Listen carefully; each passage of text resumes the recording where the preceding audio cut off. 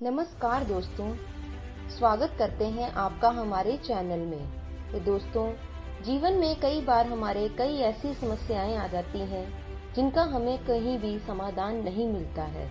हम अपनी कहानियों के माध्यम से आपकी हर समस्याओं का समाधान जुटाने में आपकी सहायता करेंगे। हम आज आपको एक बहुत ही अच्छी कहानी सुनाने जा रहे हैं जिसमें मनुष्य की सोच की प्रवृत्ति सामने आती है।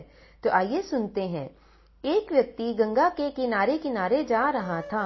उसने देखा कि एक जवान उम्र की लड़की है और 40 वर्ष का पुरुष आपस में बातें कर रहे हैं और हंस रहे हैं।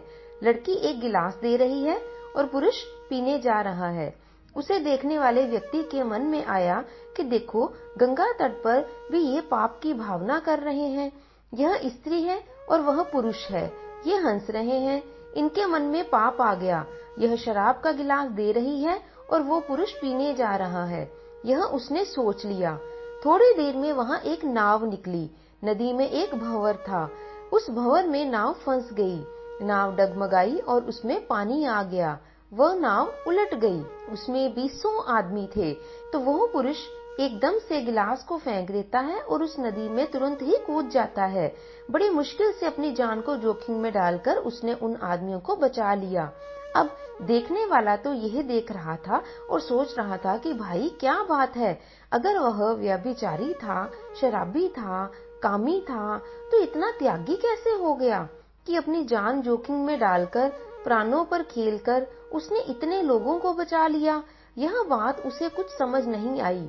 उसे संदेह हो गया और वह अपने विचार पर ही दोबारा सोचने लगा। वह पास गया और पूछने लगा कि आप कौन हैं? उन्होंने कहा, ये बात तो पीछे करना, पहले आप हमारी सहायता करो। इन लोगों के पेट में पानी भर गया है, पहले इन्हें निकाल लें। इस प्रकार उसने उसे भी सेवा में संयुक्त कर लिया। अब वह लड़की भी सेवा करने लगी। तीनों सेवा भाव में जुट गए। कुछ देर बाद जब सब ठीक हो गया, तब उसने पूछा कि आप कौन हैं? यह लड़की कौन है? उसके मन में जो संदेह भरा हुआ था वो प्रश्नों से उमड़ रहा था। उन्होंने उत्तर दिया, यह मेरी बेटी है, ससुराल से आज ही आई है।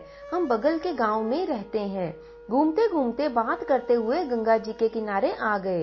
ये हंस हंस कर अपने घर की बात सुना रही थी और मुझे बहुत ही प्रसन्नता हो रही थी। इतने में मुझे प्यास लगी। मैंने कहा, जा बेटी गंगा जल ले आ। ये गंगा जल का गिलास ले आई। मैं पीने ही जा रहा था कि इतने में एक बड़ी नाव आ गई। अब उसने सोचा, देख मैं कितना बड़ा पापी हूँ।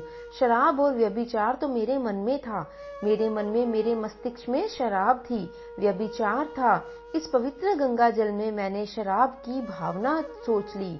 पवित्र बाप बेटी के विशुद्ध व्यवहार में व्यभिचार की भावना की। मैं पवित्र कहाँ से हो सकता हूँ? मेरे मन में तो अभी तक कलुष भरा हुआ है। ऐसा वो अपने आप को धिक्कारने लगा, अपनी सोच पर, अपने विचार पर, कि किस तरह उसने एक पुरुष और स्त्री को हंसते हंसते बातें करते हुए देखकर कितने गलत विचारों को अपने मन में सोच लिया। तो दोस्तों, ऐसा जिंदगी में हमारे साथ भी बहुत दफा होता है।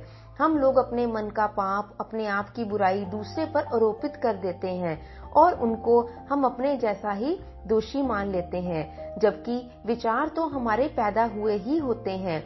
हम अच्छा सोचेंगे तो अच्छे विचार पैदा होंगे और यदि हम बुरा सोचेंगे तो बुरे विचार ही पैदा होंगे। अच्छा सोचें और अच्छा बोलें, क्योंकि जीवन में यदि हम अच्छा बोलते हैं तो अच्छे विचार और अच्छी भावनाएं अपने आप ही पनपने लगती हैं। तो दोस्तों, आशा करते हैं आपको हमारी आज की यह कहानी अच्छी लगी होगी। कहानी को सुनने के लिए आपका बहुत बहुत धन्यवाद। अगर आप हमारे चैनल पर नए हैं तो हमारे चैनल को सब्सक्राइब कीजिए और हमारे साथ इसी तरह की कहानियां सुनने के लिए जुड़े रहें।